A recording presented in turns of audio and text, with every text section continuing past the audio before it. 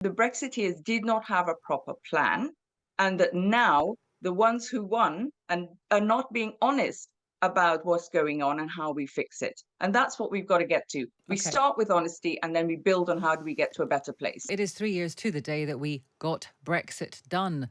The referendum and its aftermath claimed the careers of two Conservative prime ministers and dominated British politics for years. Was it worth it? The Office for Budget Responsibility says Brexit will have a long-term effect of cutting UK GDP by 4%. But Rishi Sunak points to Europe's fastest vaccine rollout, trade deals with over 70 countries, and taking back control of our borders. Now, later on, we will speak to Lord Marland, former trade envoy and a supporter of Brexit. But now let's hear from one of Brexit's most vociferous opponents, the campaigner and leader of the True and Fair Party, Gina Miller. Good morning to you. Good morning. Now, I wonder, it's probably not that helpful to go through each point because what we've noticed, what you always find with this kind of discussion is that you can find a poll or a projection that will bolster either side.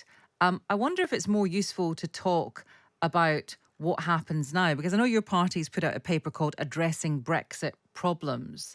Were those problems inevitable or did they happen because of something else after Brexit?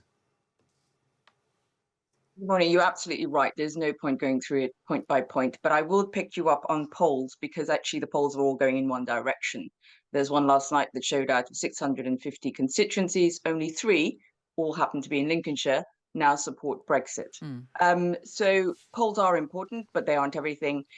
When you come your question about was it inevitable, there are two things I would say that are very important that we keep in mind. One is that the Brexiteers did not have a plan, which is why we're in such a mess. It's like they designed a house but forgot to include the architect and the surveyors. You know, they drew it on a bit of paper and said, look, here's a house, we'll build it. It's far too simplistic. So, A, they didn't have a detailed plan. Secondly, it's about a small group of Tory extremists that are being placated when the deal itself was paper thin. Brexit was not done. The red flags in the deal were always there. But there is a positive, and this is why we've done the paper addressing Brexit problems, in that both sides signed up to a paper thin deal, yes, but the deal was like the bones of something that you can hang lots of things off. The mechanisms to fix the problems, the devastating issues that most sectors are experiencing, are already in the agreement.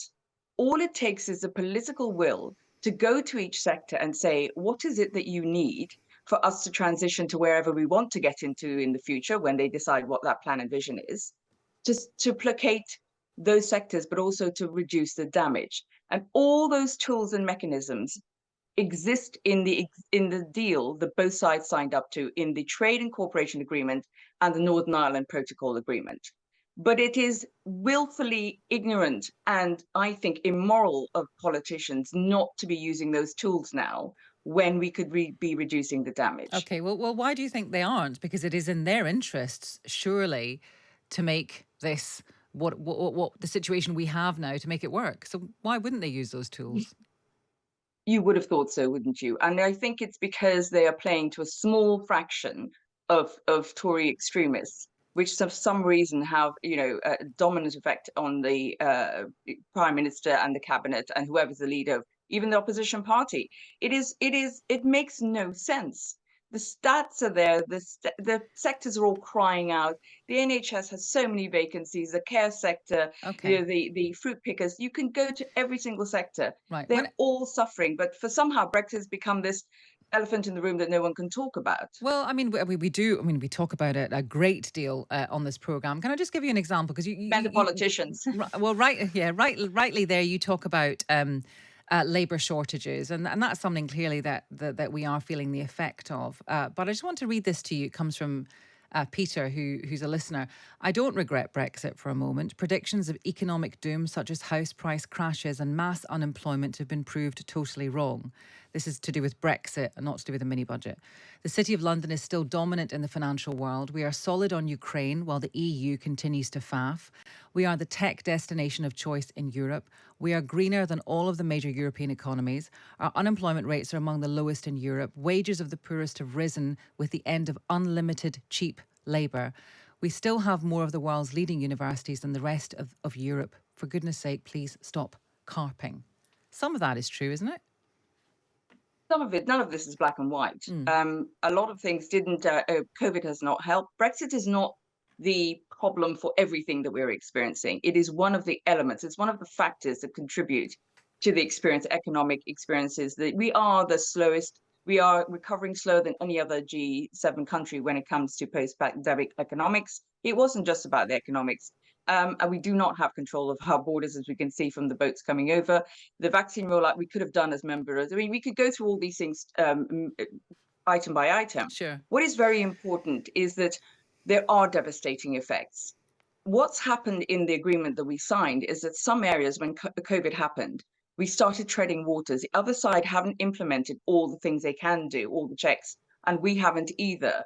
Both sides decided, because of the devastating effects of COVID, that they wouldn't implement all of it. So the full burden of where we are isn't there yet. It will come if these extreme politicians decide to strike off 4,000 EU laws, again with no plans on the 31st of December this year, if that happens, in repealing all the EU laws, many of which we contributed to. But the point of our report, and the True and Fair Party report, is that we have to be realistic of where we are, and then how do we move forwards? And how we move forwards is using the mechanisms that already exist. And that is what we're trying to say to politicians. You've got to start negotiating with the other side to ensure that we limit the damage. You talked about the polls earlier, and this is just an interesting point, really, because I suppose how a lot of people relate to this is how they voted and what they think now. For example, Andrew's got in touch. He says, "Would you please inform Miss Miller that I am not a Tory extremist or a Labourite, and I'm pleased to have voted Leave. I'm from Staffordshire and not Lincolnshire." He makes the point, and a lot of people take this very personally, obviously, in terms of what happened then and what happened now. Now, the people who express regret over Brexit, I'm sure you don't suggest this, but these people don't necessarily want to rejoin. They don't necessarily want to reopen that can of worms the way that Labour exactly have said the same thing. You can't rejoin. I mean, I'm not saying, I absolutely don't think that you should be rejoining, because I don't think it's possible. I don't think it's credible. I don't think the other side would allow us. If it did happen, it would be way out in the future. I'm not talking about rejoining or anything like that. What I'm talking about is using the tools. It's like we have a car running on a flat tire, and yet the toolbox and the proper tire is there. Just use it, because that would increase so much of the prosperity that we have at the moment. We have also the security elements, because we're not members of the database. We've got the chemicals REACH agreement that we are not members of. What we're doing is duplicating an awful lot of what already exists that works. And what I'm saying is we need to look at that and work together with our friends and neighbors. We're not an island that just exists on its own. And when it comes to, Peter and some of the others who said how they voted, having traveled around the country with True and Fair, and I have to say, a lot of people were hurting. Nobody voted to make themselves poorer or to hurt their families. I absolutely agree with that. People voted for many different reasons. That is not what I'm saying. What I'm saying is where we are now, we have to be realistic that the Brexiteers did not have a proper plan, and that now the ones who won and are not being honest about what's going on and how we fix it. And that's what we've got to get to. We start with honesty, and then we build on how do we get to a better place. Okay, Gina, thank you very much. That's Gina Miller, who is a campaigner leader of the True and Fair Party. And we are going to hear from Lord Marland, former trade envoy and supporter of Brexit, about whether he and his friends had a plan.